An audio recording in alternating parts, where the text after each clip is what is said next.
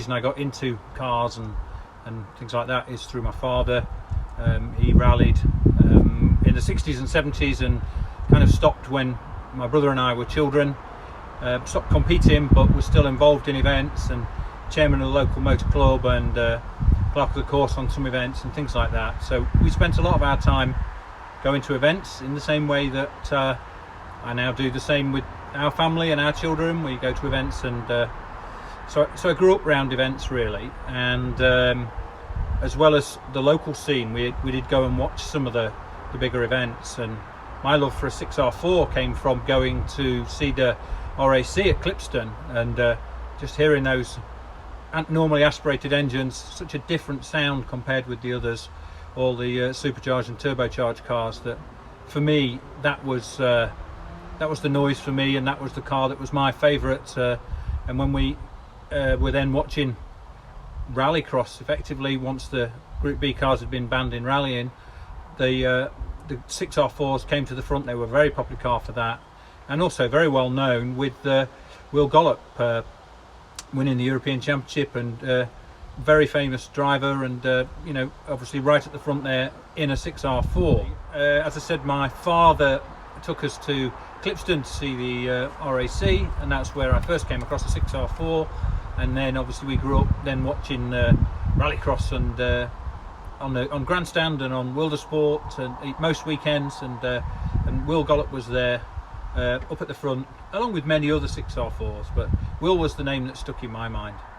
And so 2015 came, and I bought the car, and I knew it was a bit of a restoration project, but it would always be drivable and usable. So we've been taking it to quite a few events as we've gone along, and I just put my company logo on for my own little business, and went along from there, always with the plan to restore it back to an original livery once the restoration work on the actual bodywork and the mechanicals and things was done. So that was the plan really, and I spent between 2015 and 2020 trying to piece together the whole history of the car, and as it unravelled, it just became more mind-blowing almost at times.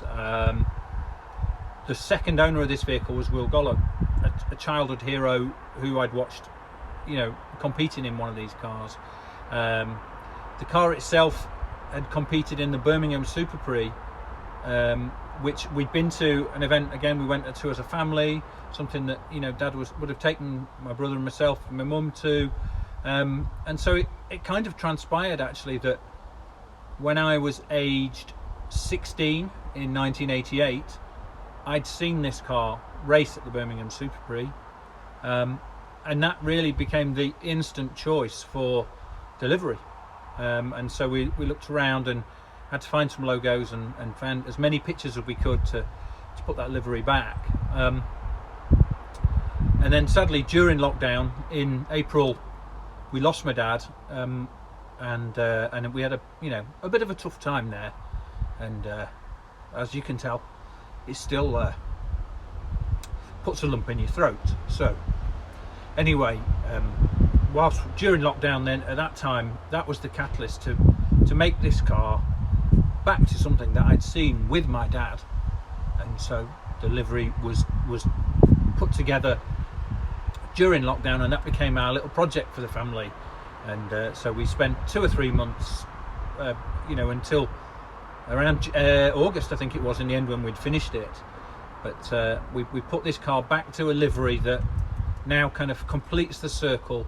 And I saw it at age 16 with my dad, who got me into cars, and it's now back as we saw it at that event, and it's now going on with my family and my children to create new memories and new adventures and days out and family time with them, and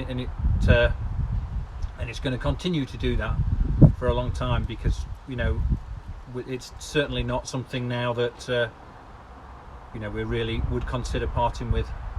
It's just too close to the heart.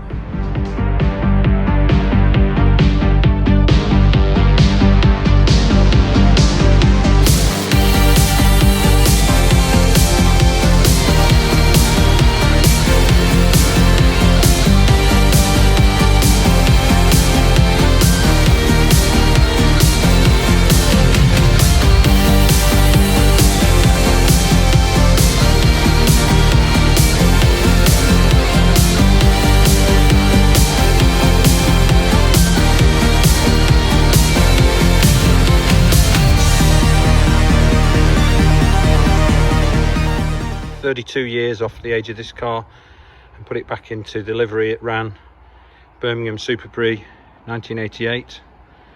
And so let's have a little walk round.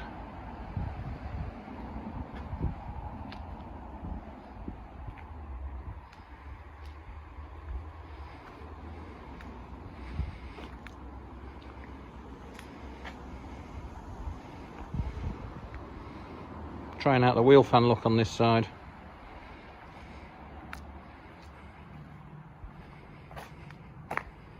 And just straight up Dymags on this side.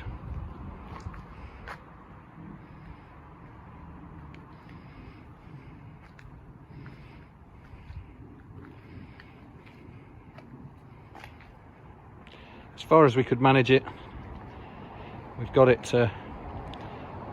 as close as we can to the original livery. In the Super Prix, the number plate was covered by a black rectangle with the word Metro on it.